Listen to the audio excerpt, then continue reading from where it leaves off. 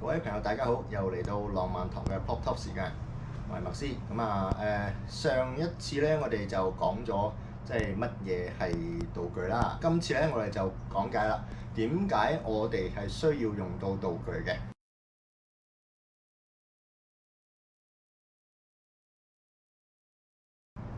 道具有好多種嘅，有好多都係參照實物嘅。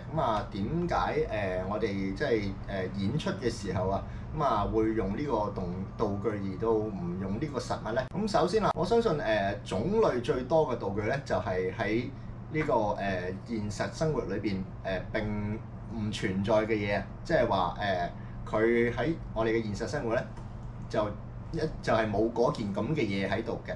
咁咧，所以我哋就要做一件外貌相似嘅道具咧，嚟到去扮嗰樣嘢啦。因為我哋咧即係普通人係凡人嚟噶嘛，我哋就只可以靠我哋嘅感官視覺聽覺去到形容嗰樣嘢。即係嗰啲道具咧，通常係攞嚟代表一個 idea，又或者係佢係一個標誌嚟嘅，亦都會代表嗰種我哋睇唔到嘅功能。例如啦，即係我哋即係非常常見嘅，即係宙斯上邊嗰支咁嘅雷電啦。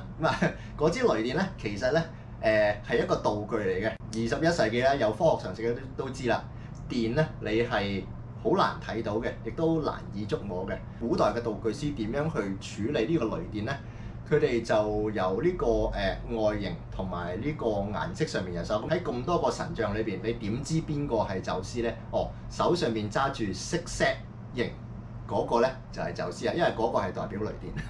第二個功能啦，我哋就係講啦，就係呢個value 啦。我所講嘅咧就其實係一個我哋所講價格啊。仲有我哋好喜歡嘅發哥啦，發哥咧就攞嗰張100蚊美金嚟燒銀紙，你估佢係咪真係攞張真嘅美金嚟燒銀紙啊？梗係唔係啦，嗰張梗係道具嚟㗎。2卡以上嘅紅寶石要幾錢咧？唔使問啦，一定好貴啦。但係咧，如果你去深水埗揾2卡以上嘅紅寶石，俾夠10卡，俾夠百幾卡你啊，咁都只係5蚊雞啫。如果你拍呢個 Queen 嘅，哇大佬嗰套咁嘅權杖，你根本有錢都買唔到。第三個大理由點解要用道具咧？就係我哋要攞走實物一部分嘅功能。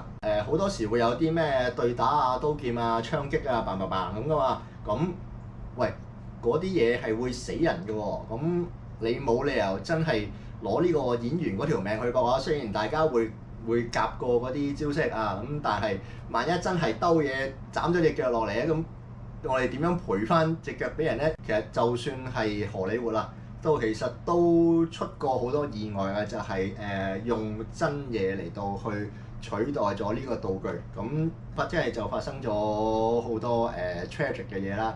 咁我相信大家咧都唔希望呢啲嘢再發生嘅。咁所以啦，記住有危險性嘅道具咧，一定要用道具，唔可以用真嘢。其實安全咧係最緊要嘅。道具係 It's about sending a message， 唔需要真係賭錢落海嘅，就亦都唔需要揾命搏啊。記住道具好多時係比真品更好嘅。